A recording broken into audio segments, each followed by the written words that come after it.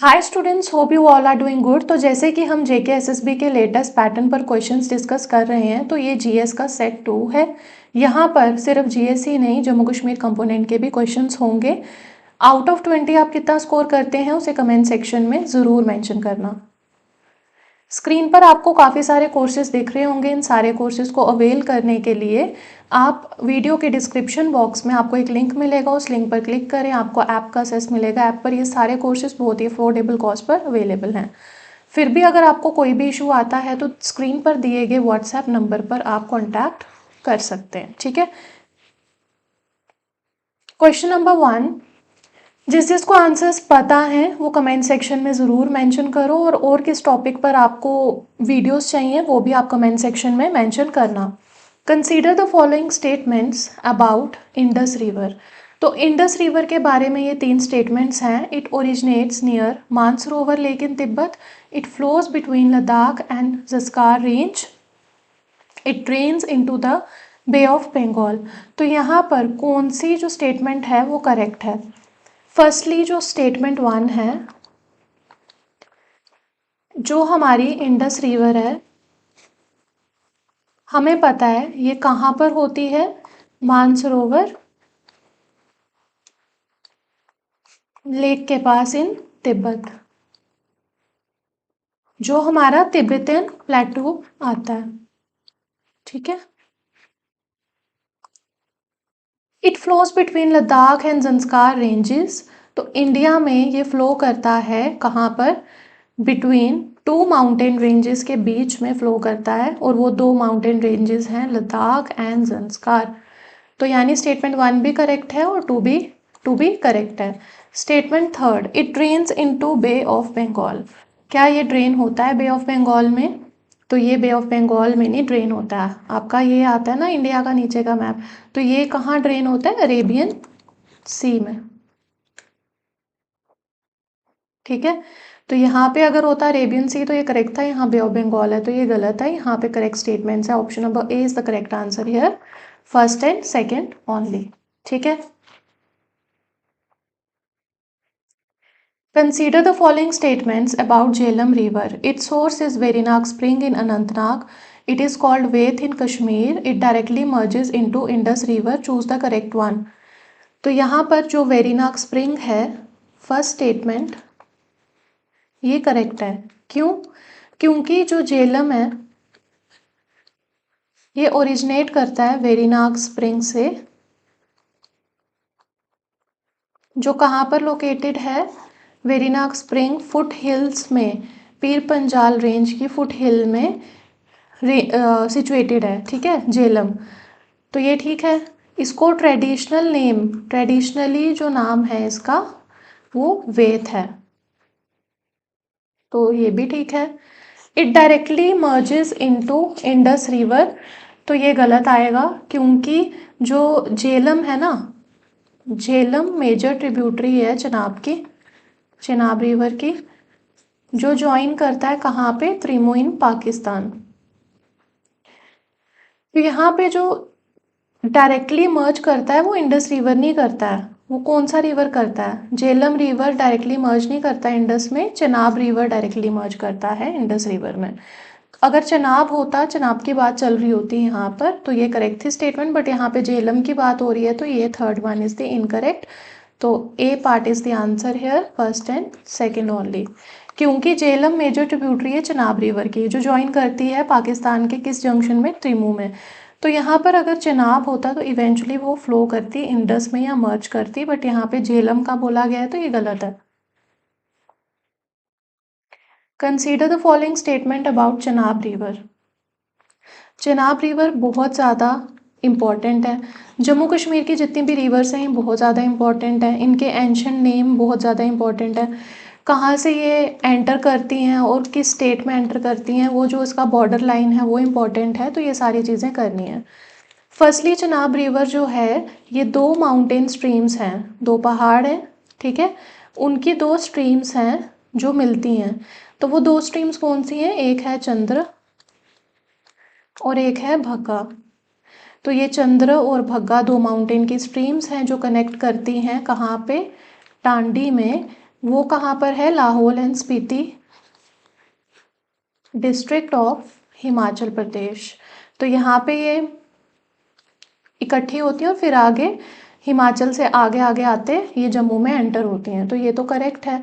It originates eight Rohtang पास, ये गलत है क्योंकि रोहतांग पास वाली कौन सी रिवर्स होती हैं वो आप कमेंट सेक्शन में बताना।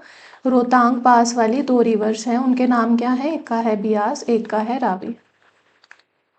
It enters JNK at Padar, ये ठीक है क्योंकि चिनाब एंटर करती है फिर जब हिमाचल से आते हुए ये किश्तवाड़ में डिस्ट्रिक्ट में एंटर करती है of JNK at a place called Padar. ठीक है, तो यहाँ पर इसका जो करेक्ट आंसर है वो है first and third only, B part is the answer here.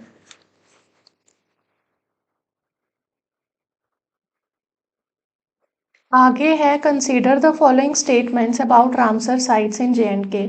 Ramsar sites क्या होती हैं और इसका ईरान के साथ क्या लिंक है वो आप कमेंट सेक्शन में बताना।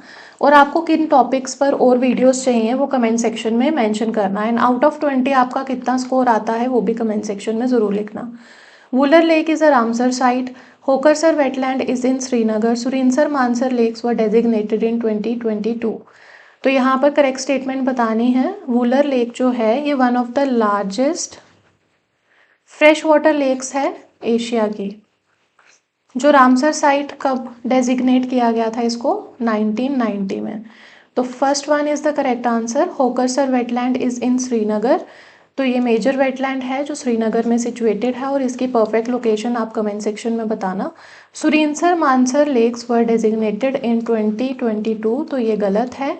ये 2005 में डेजिग्नेट हुई थी as Ramsar sites, much earlier in 2005 not 2022। अब मुझे बताओ कि 2022 में कौन सी थी? 2022 में 2 वेटलैंड कंजर्वेशन रिजर्व्स थी, एक थी हाइगम और दूसरी थी शैलबग। ये दोनों डेजिग्नेट हुई थी एज वेटलैंड कंजर्वेशन रिजर्व्स। ठीक है, थर्ड वन इज रॉन्ग। यहाँ पर आना था 2005 और ये 2022 वाली थी हाइगम और शैलबग। वेटलैंड कंजर्वेशन रिजर्व्स हैं जो। तो option number A is the correct answer here.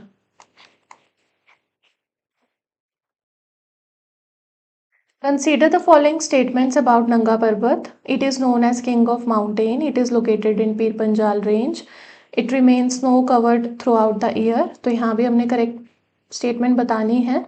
नंगा पर्वत के बारे में कुछ पॉइंट्स आप कमेंट सेक्शन में लिख सकते हैं जिनको पता है और आंसर भी लिख सकते हैं। फर्स्टली जो स्टेटमेंट 1 है ना ये करेक्ट है क्योंकि इसको दियामिर भी बोलते हैं नंगा पर्वत को। नंगा पर्वत का सेकंड नेम दियामिर भी है जिसको किंग ऑफ माउंटेन्स कहते हैं। तो फर्स्ट करेक्ट है, it is located in Pir Panjal range. तो ये गलत है क्योंकि ये वेस्टर्न एंकर है हिमालयस का। मतलब जो हमारा JNK का मैप रहता है ना उसको बाइफरकेट करो तो नंगा पर्वत कुछ इस साइड वेस्टर्न साइड पे आपके लोकेटेड रहता है।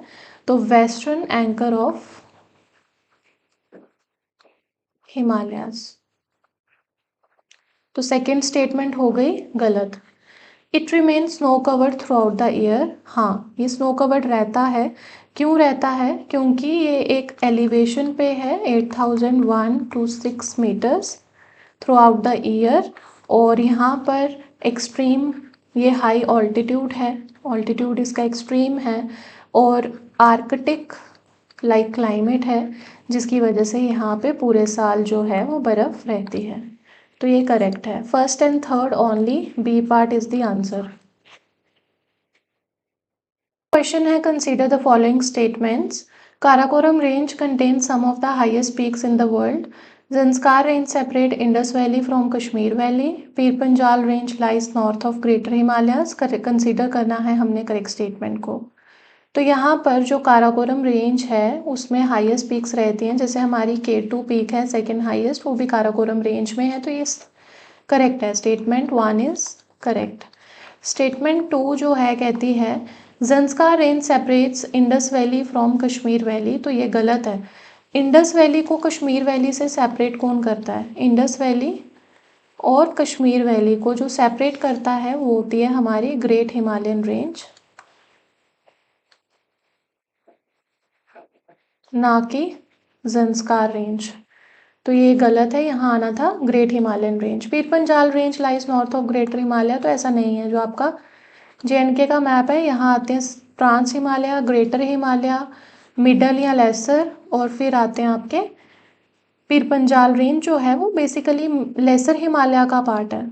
ठीक है, लेसर हिमालय का पार्ट है, ये लास्ट में शिवालिक आते हैं आपके, यहाँ पे जो लेसर हिमालय का पार्ट है। तो देखो ये ट्रांस हिमालयस आ गए, ये आ गए ग्रेटर हिमालय, और ये आ गया आपका जैसे middle Himalayan range, lesser Himalaya, Pir Panjal is also part of lesser Himalaya. तो यहाँ पर हम इसको इस तरह से देखेंगे, जब हम इसको ऐसे डिवाइड करते हैं तो नॉर्थ, साउथ, ईस्ट, वेस्ट। तो ये जो रेंज है ये वाली, ये तो नॉर्थ में थोड़ा ना पड़ रही है, ग्रेटर हिमालय ये जो रेंज है इसके नीचे को पड़ रही है, इसके साउथ में पड़ रही है, साउथ रीजन में। इसीलिए यहाँ पे नॉर्थ गलत है, ये गलत है। इसका सी पार्ट आंसर है 1 ओनली। इसको एक बार दोबारा से मैं आपको बताती हूँ। आपको एक ट्रिक बताती हूँ मैं लर्न करने का रेंजेस को, ठीक है। वो ट्रिक है KLZ GPS। That trick is KLZ GPS। KLZ GPS tracker आपका जैसे होता है काराकोरम, लद्दाख, ज़ंस्कार, ग्रेटर हिमालय, पीर पंजाल एंड शिवालिक। ये ऊपर से नीचे ऐसे जाता है, और नीचे से ऊपर होगा तो इस वे में होगा, शिवालिक, पीर पंजाल, ग्रेटर हिमालय, ज़ंस्कार, लद्दाख एंड काराकोरम। ये हमेशा आपको याद रहेगा, इसका ऊपर और नीचे दोनों साइड का सिस्टम।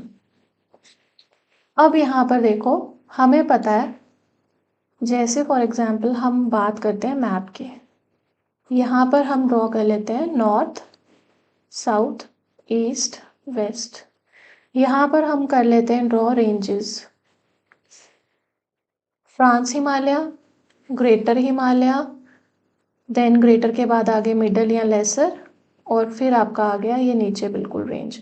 अभी हम ऐसे ही बात कर रहे हैं रफली, तो ट्रांस हिमालयन रेंज हो गई, ग्रेटर हिमालयस हो गए, फिर मिडल और लेसर या पीर पंजाल रेंज आपकी आ जाती है, और फिर Shivalik.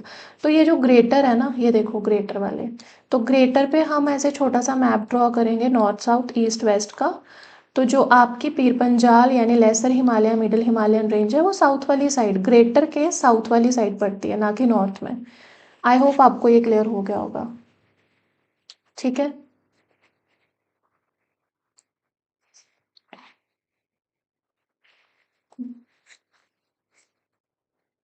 Consider the following statements about roads and passes in the region. Megha Pass has recently replaced Umlingla as the world's highest motorable road. The world's most dangerous road known as the Cliffhanger is located in Kishtwar. तो correct statement आपने यहाँ पे बताना है। Late 2025 में जो border road organisation है BRO, उसने कंप्लीट किया था रोड, कौन सा पास? मिगला पास, जिसको हम और क्या कहते हैं? मेघला पास, जो कहाँ पड़ता है? ईस्टर्न लद्दाख में। तो ये करेक्ट है statement. And then second statement, और पहले जो था ना एक चीज़, पहले ये 19,400 फीट पे था ऑफिशियली, ये सब पास कर गया है किसको? उमलिंगला पास को as the world highest motorable road. तो ये फर्स्ट करेक्ट है, सेकंड भी करेक्ट है। सेकंड क्यों करेक्ट है ये आप कमेंट सेक्शन में बताना, कि एक तो ये बहुत ज़्यादा नैरो है, और इसका जो है वर्टिकल ड्रॉप रहता है इस रोड का। Both 1 and 2 are correct, option number C is the correct answer है, ठीक है। उसके बाद क्या आएगा?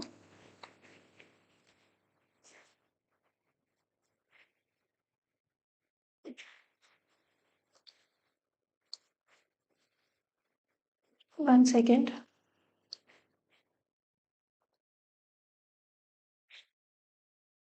Match the following. लिस्ट 1 को मैच करना है लिस्ट 2 के साथ, करो match.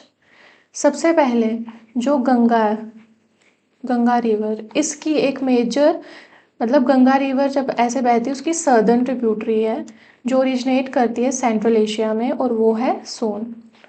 Then Godavari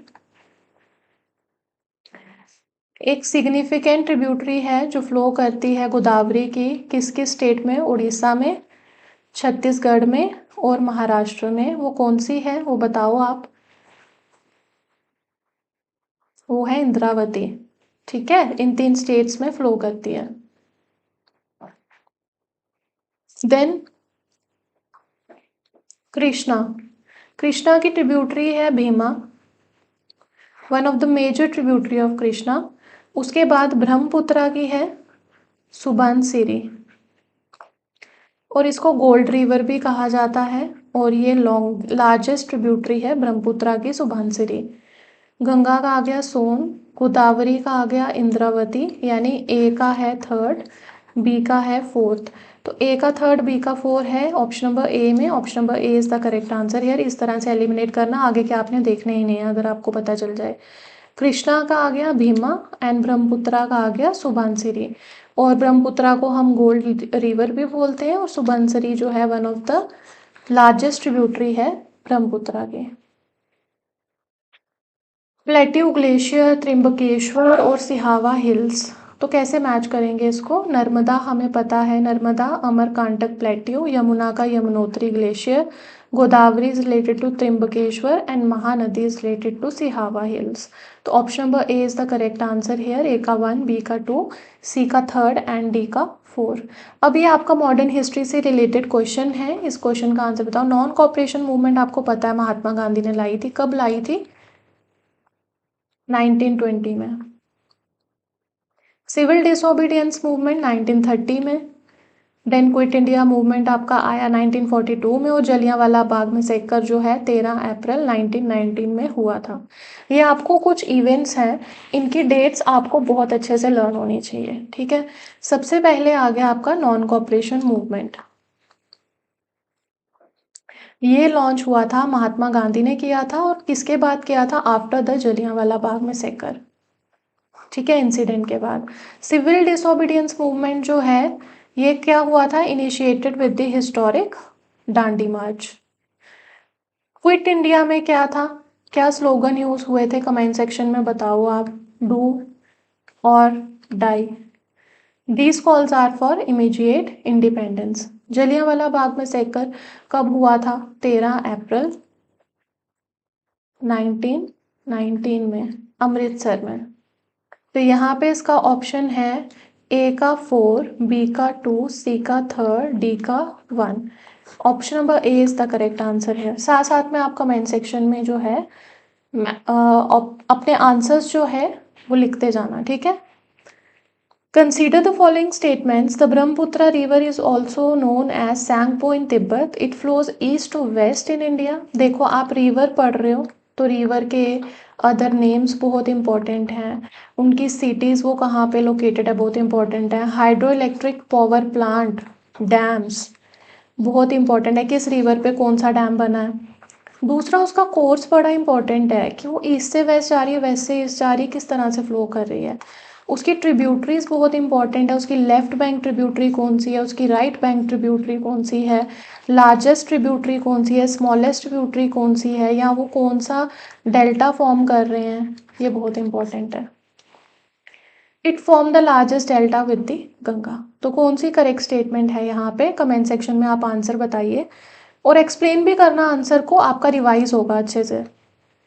firstly Brahmaputra को ना यारलुंग सैंगपो कहते हैं, और ये यारलुंग सैंगपो इसका नाम कहाँ पर है ये मुझे कमेंट सेक्शन में बताना। ये ठीक है, तिब्बत में। ठीक है, it flows east to west, ये गलत है, ये वेस्ट टू ईस्ट फ्लो करता है।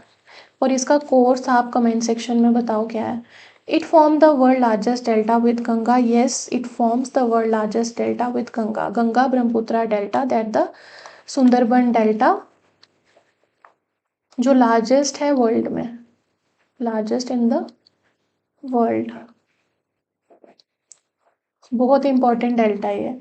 तो यहाँ पे इसका है, इसके सिर्फ करेक्ट है first and third, A is the answer here. ये इंडियन पॉलिटी का क्वेश्चन है, कमेंट सेक्शन में आप आंसर्स बताइए। इसको यहाँ से डिवाइड कर लेना, ये सेपरेटेड है, लिस्ट 2 के अंडर है ये। तो इनको मैच करो, आर्टिकल 14, 19, 21, 32। तो आर्टिकल 14 क्या कहता है? आर्टिकल 14 इज,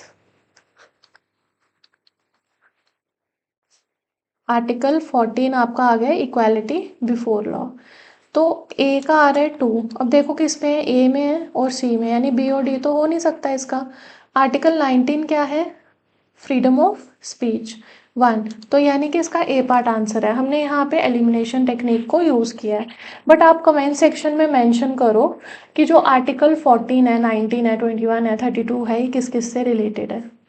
हम यहाँ पे लिखते जाते हैं। Article 14 is equality before law. ये क्या कहता है?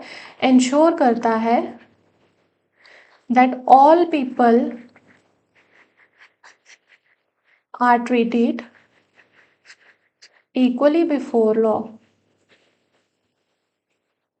सब लोगों को इक्वली ट्रीट किया जाए लॉ के आगे। Article 19 freedom of speech guarantee करता है सर्टन फ्रीडम्स इंक्लूडेड, जैसे स्पीच हो गया, एक्सप्रेशन हो गया, article 19। Then article 21 is right to life का प्रोटेक्शन है। States that no person shall be deprived of life, या पर्सनल लिबर्टी को आप हार्म नहीं कर सकते हो except according to procedure establish by law. ये इंपॉर्टेंट है इसमें, except according to procedure established by law।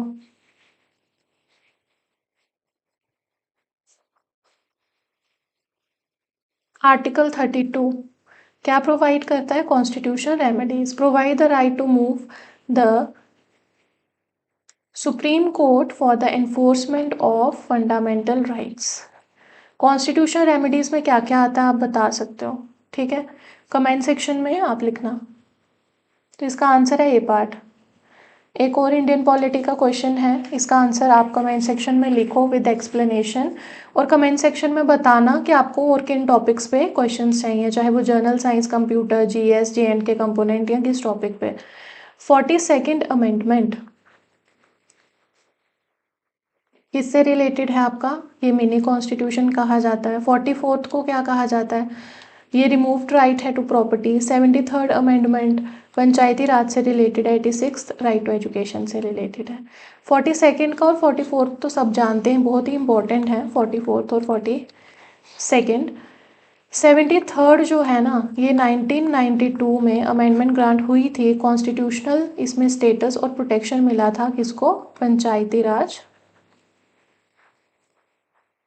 Institutions को, जो रूरल लोकल सेल्फ गवर्नमेंट की बात करते हैं।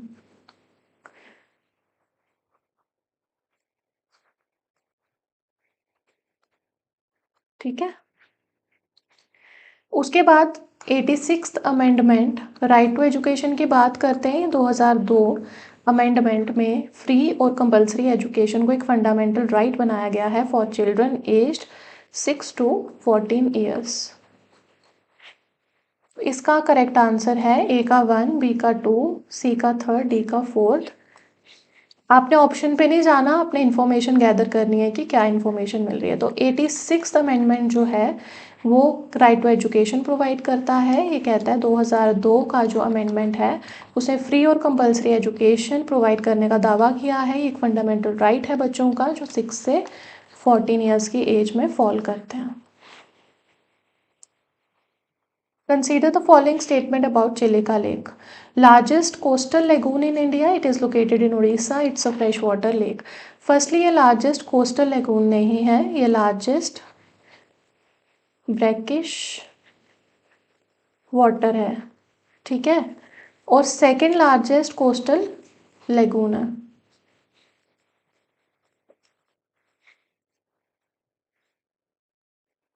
ठीक है, स्टेटमेंट 1 गलत है। इट इज़ लोकेटेड इन उड़ीसा, हाँ ये ईस्ट कोस्ट ऑफ इंडिया में है, स्प्रेड अक्रॉस द पूरी, Khurda and Ganjam districts of Orissa. Fresh water lake है ये? नहीं। क्यों? क्योंकि हमने पढ़ा है ये किस तरह की लेक है, ये ब्रैकिश वाटर लेक है। ब्रैकिश वाटर क्या होता है? Contains a mix of sea water and fresh water.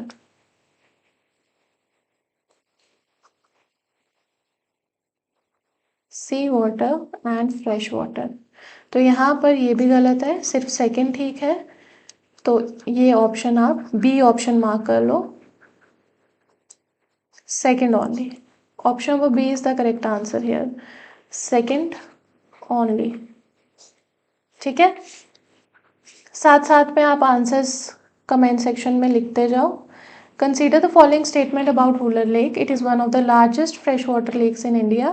It is located on Jhelum River. It lies in Punjab. तो यहाँ पर ये करेक्ट है, लार्जेस्ट फ्रेश वाटर लेक है इंडिया की, झेलम रिवर पर है। ठीक है, ये पंजाब में है तो नहीं, ये श्रीनगर में है। और श्रीनगर की कौन सी डिस्ट्रिक्ट में है? बांदीपुरा। ये बहुत इंपॉर्टेंट है कि वुलर लेक कहाँ पे लोकेटेड है, ये क्वेश्चन भी आता है जेकेएसएसबी में। बांदीपुरा डिस्ट्रिक्ट में है। तो यहाँ पर करेक्ट है first and second only, B part is the answer here. Consider the following statements about Loktak Lake. It is the largest freshwater lake in northeast India. It is famous for floating island known as Fumdis. Fumdis क्या होते हैं आप comment section में बताओ इनकी definition. It host the Keibul Lamjao national park, the only floating national park in the world. It is located in Assam. Which of the above statements are correct? तो कौन सी यहाँ पर करेक्ट है?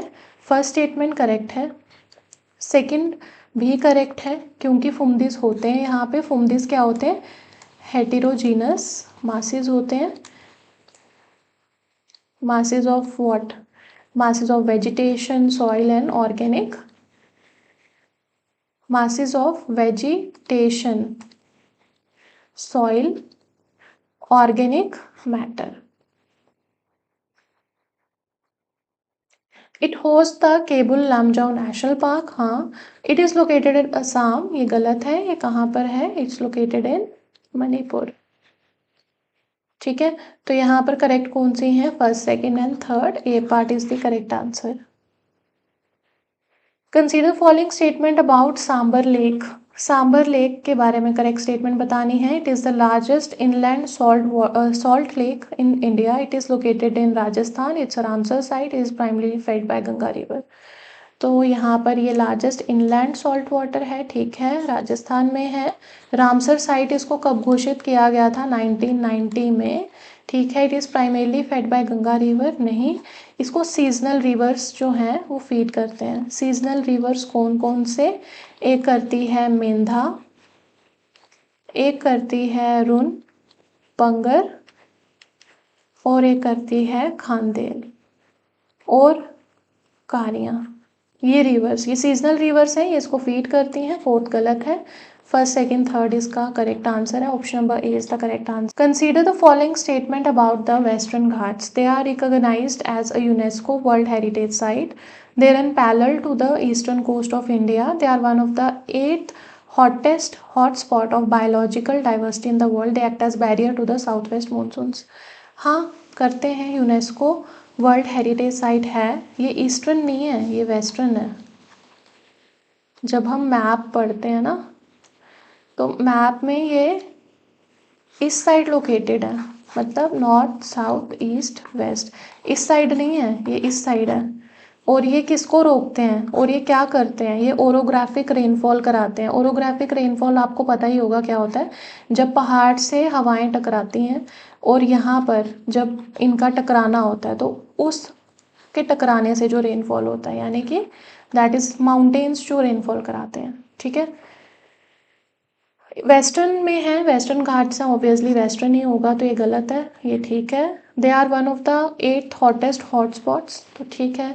They act as barrier to the south west monsoon winds. हाँ, क्योंकि ये massive physical barrier की तरह ये यहाँ पर लोकेटेड होते हैं वेस्टर्न साइड में। ये एज अ बैरियर यहाँ पे एक्ट करते हैं, ये इंटरसेप्ट करते हैं मॉइस्चर लेडन जो साउथ वेस्ट मानसून विंड्स होती हैं, which lead to heavy orographic rainfall in the western slope में। ये बहुत ज़्यादा रेनफॉल कराते हैं। और वो कौन सा रेनफॉल होता है, ओरोग्राफिक रेनफॉल होता है, ये बहुत ज़्यादा इंपॉर्टेंट है क्योंकि ये एज अ बैरियर काम करते हैं। जब वो यहाँ टकराते हैं तो बारिश यहीं गिर जाती है और ये यहाँ पे ज़्यादा बारिश होती है फिर। ठीक है, तो आज आपके 20 MCQs यहाँ पे कंप्लीट होते हैं। आउट ऑफ 20 आपने कितना स्कोर किया उसको कमेंट सेक्शन में बताओ, और टॉपिक्स और सब्जेक्ट्स ये दोनों बताओ जिस पर और वीडियोस जो हैं वो लाई जाएँ। कमेंट सेक्शन में इसको मेंशन करना मत भूलना। आपको कंप्यूटर पे चाहिए, जर्नल साइंस में चाहिए, JNK कंपोनेंट में चाहिए, GS में चाहिए, जो भी है आप मेंशन करना। Till then take care, bye.